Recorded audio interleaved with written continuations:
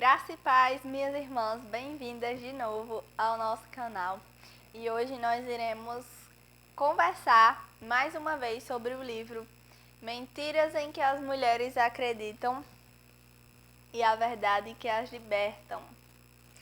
Dessa vez nós iremos estudar o capítulo 9, Mentiras em que as Mulheres Acreditam sobre as Circunstâncias. Já teve um dia em que você acordou, como nós dizemos aqui no Brasil, com o pé esquerdo, ou que tudo está dando errado e que a vontade é cavar um buraco e esconder a cabeça dentro? Hoje nós vamos conversar sobre as mentiras em que as mulheres acreditam sobre as circunstâncias. Então vai logo deixando o seu like, se inscrevendo no nosso canal, que assim o YouTube entende que vocês estão gostando do nosso conteúdo e poderá alcançar mais pessoas. Compartilhe com mais pessoas e comente aí o que você achou desse vídeo. Então, vamos lá.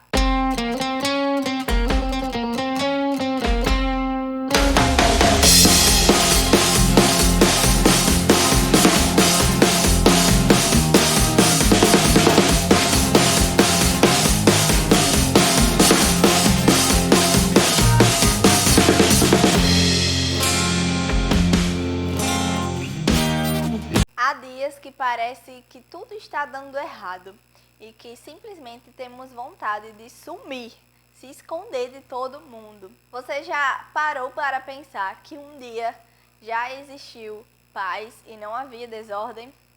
Pois é, houve um tempo em que não havia desordem e tudo vivia em perfeita harmonia. E tudo era perfeitamente bom. Mas tudo isso foi quebrado quando o pecado entrou no mundo. A entrada da mentira e do pecado no mundo teve várias consequências. Dentre elas, o medo, a vergonha, a culpa, desastres naturais, crime, violência, injustiça, pobreza, guerra, lágrimas e doenças. Após a queda, nós vivemos em um mundo caído. O sofrimento, as decepções e os desesperos desnecessários são consequências do nosso pecado e por muitas vezes nós não compreendemos ou fingimos de cega e sofremos em dobro. Hoje nós vamos conhecer 5 mentiras sobre as circunstâncias e as verdades que nos libertam. As verdades não, a verdade que nos liberta. A primeira delas é: se as circunstâncias fossem diferentes, eu seria diferente. Comumente nós pensamos que somos boas pessoas e geralmente quando nós nos encontramos em circunstâncias desafiadoras, nós buscamos colocar a culpa em outra pessoa, em vez de assumir que sempre fomos dessa forma. Acontece que nós, até esse ponto, não percebemos ou ignoramos os fatos e tentamos não perceber até que Deus nos leva a essas circunstâncias para nos mostrar quem realmente nós somos e para que Deus nos mostre quem realmente nós somos e nos restaurar, para que Ele possa nos fazer reconhecer e mudar de caminho. Nancy vai dizer o seguinte sobre isso: se as circunstâncias nos tornam o que somos, então somos todas vítimas. E é exatamente nisso que o inimigo quer que acreditemos. Porque se somos vítimas, então não somos responsáveis. Não conseguimos mudar nosso jeito de ser. Mas Deus diz que somos responsáveis, não pelas falhas dos outros, mas pelas nossas próprias reações e pela nossa própria vida. De fato, as circunstâncias não nos tornam o que somos. Elas meramente revelam o que somos. E por muitas vezes o inimigo tenta nos impedir de buscar essa mudança, nos paralisando com o famoso "se pelo menos". A verdade para combater essa mentira é que nós podemos confiar em Deus em todas as circunstâncias, que Deus é soberano sobre cada detalhe de nossa vida e está nos purificando, moldando ao seu caráter. A verdade para essa mentira é que nós podemos descansar e confiar em Deus durante todas as circunstâncias, que que Deus é soberano sobre cada detalhe de nossa vida e está nos purificando, moldando ao seu caráter. E podemos descansar e nos alegrar em todo o tempo, assim como diz o apóstolo Paulo lá em Filipenses 4, 11 e 12. Digo isto não por causa da pobreza, porque aprendi a viver contente em toda e qualquer situação, tanto ser estar humilhado como também ser honrado. De tudo e em todas as circunstâncias, já tenho experiência tanto de fartura como de fome, assim de abundância como de escassez. A segunda mentira é: eu não deveria ter de sofrer. A pregação moderna do Evangelho de um Deus sem a presença de sua justiça e a substituição da teologia bíblica pela filosofia do amor moderno, presentes em ideologias, criou uma esfera na igreja de que Deus é um gênio da lâmpada, que Cristo é uma espécie de droga.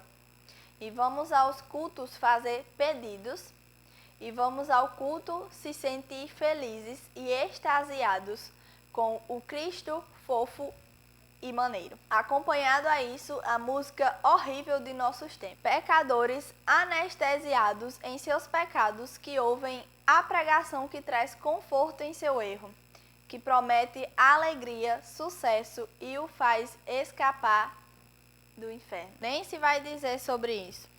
Esse tipo de pregação, destituída do chamado para o discipulado e para que cada um carregue sua cruz, produziu uma geração de discípulos moles e fracos que não têm estômago para as batalhas da vida cristã.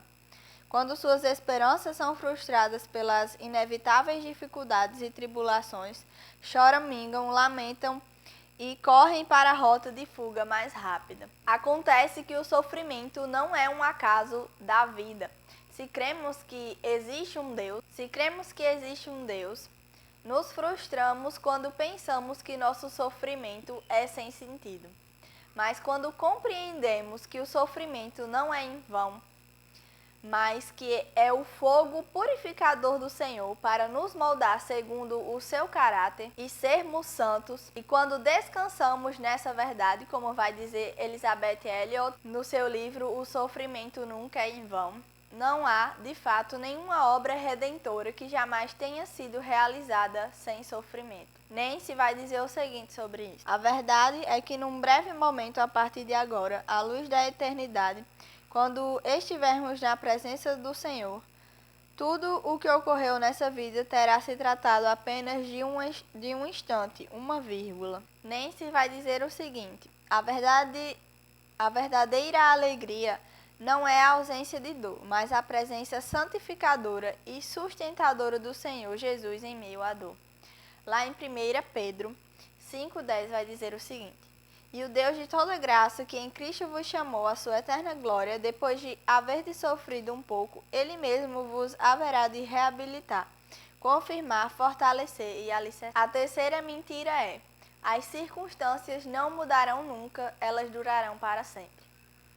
Essa é outra mentira em que Satanás nos aprisiona e muitas mulheres caem no desânimo e no desespero. Nem se vai dizer o seguinte: a verdade é que num breve momento, a partir de agora, à luz da eternidade, quando estivermos na presença do Senhor, tudo o que ocorreu nessa vida terá se tratado apenas de um instante, de uma vírgula. A verdade é que, independente do que passamos ou quanto tempo dure o sofrimento, a palavra de Deus nos assegura que isso não durará para sempre. E sua palavra nos conforta, nos anima a prosseguir. Vamos ver isso durante toda a palavra de Deus. Lá em 2 Coríntios 4, 16, 18 vai dizer o seguinte: por isso não nos desanimamos, pois nossa tribulação leve e passageira produz para nós uma glória incomparável de valor eterno, pois não fixamos o olhar nas coisas visíveis, mas naquelas que não se veem. Pois as visíveis, por exemplo, nossos problemas atuais, são temporárias, ao passo que as que não se veem, por exemplo, a glória que nos espera, são eternas. Lá em Romanos 8,18 também vai dizer: considero que os sofrimentos do presente não se podem comparar com a glória que será revelada em nós. Em Salmos 35 vai dizer: O choro pode durar uma noite, mas o cântico de júbilo vem pela manhã. Em Isaías 35, 1:10 vai dizer: o deserto e a terra sedenta se alegrarão, e o ermo exultará e florescerá. E os resgatados do Senhor voltarão e irão para Sião com júbilo, e trarão alegria eterna sobre a cabeça. Alcançarão felicidade e alegria, e a tristeza e o pranto fugirão dele. Nancy ainda vai dizer: independente de quanto as forças das trevas pareçam poderosas aqui agora, o capítulo final já foi escrito, e Deus vence. Acreditar na verdade sobre o que está à nossa frente nos encherá de esperança e nos permitirá perseverar até lá. O quarto ponto é: não consigo mais suportar. Esta é outra prisão que Satanás trabalha duro para nos fazer acreditar, para que nós possamos viver na derrota e sem esperança. Não importa qual a situação, Deus é suficiente e a sua graça é suficiente. Nancy vai dizer o seguinte a respeito disso: cara filha de Deus, seu Pai Celeste nunca a levará a lugar nenhum em que sua graça não a sustente. Ele nunca vai colocar sobre você uma carga maior do que a graça que Ele lhe dará para suportá-la. Sua maravilhosa graça me trouxe para casa em segurança. E a última mentira, a quinta e última mentira é: quem importa sou eu. Essa filosofia do eu moderna parece recente, mas ela é tão antiga quanto a raça humana. E ela está presente lá no Éden. Estamos a todo custo querendo roubar o lugar que pertence a Deus, nos colocando como o centro do universo. Somos terrivelmente egocêntricos. Nancy vai dizer o seguinte: ajudar as pessoas a se sentirem amadas e úteis tornou-se a missão central da igreja. Não estamos aprendendo a adorar a Deus em abnegação e com serviço valioso, mas a abraçar nossa criança interior, curar nossas memórias, superar vícios, exaltar nossas depressões, melhorar nossa autoimagem, estabelecer limites de autopreservação, substituir o ódio a si mesmo pelo amor próprio e substituir a vergonha por uma aceitação afirmativa de quem somos. A cura da dor está absorvendo uma parte crescente da energia da igreja e isso é alarmante. Nós nos tornamos muito mais comprometidos em aliviar a dor por trás dos problemas do que em usar nossa dor para lutar mais apaixonadamente pelo caráter e pelo propósito de Deus.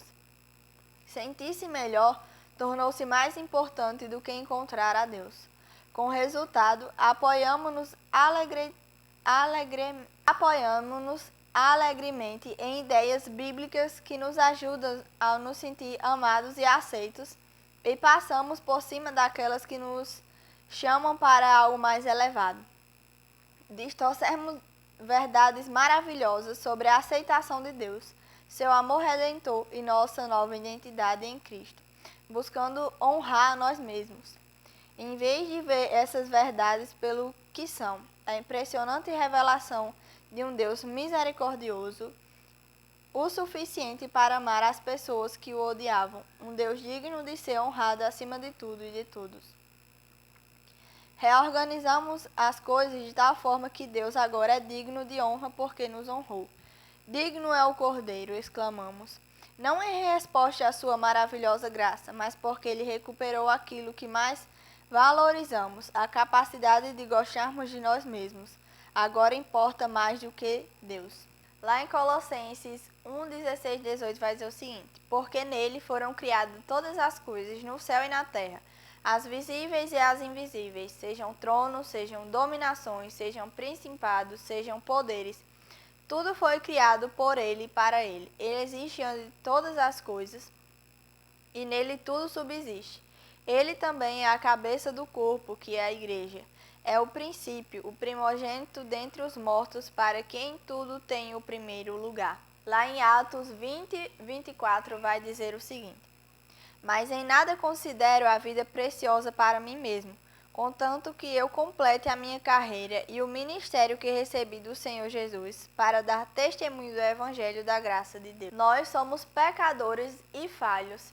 Se nós nos colocarmos acima de tudo e de todos, seremos eternamente infelizes. A verdade é que nós devemos combater todas essas mentiras com a verdade de que tudo o que acontece não é sobre nós pecadores, mas sobre um Deus soberano e independente das circunstâncias. Quando vivemos toda uma vida para a glória de Deus, podemos encontrar alegria e felicidade verdadeira por meio de sua verdade, por meio da palavra de Deus. Nancy vai terminar dizendo: a verdade é que não é você quem importa.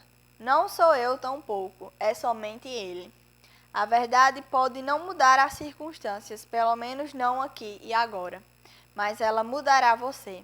A verdade liberta. Que nós possamos viver para o Senhor que nos criou, glorificar o nome dEle, negar a nós mesmos e render louvor e adoração somente a Ele. Que possamos caminhar em sua verdade, confiando e sabendo que, independente das circunstâncias, Deus é soberano, de que a sua vontade é boa, é perfeita e é agradável. Que possamos descansar e confiar nesse Deus. Que Deus te abençoe.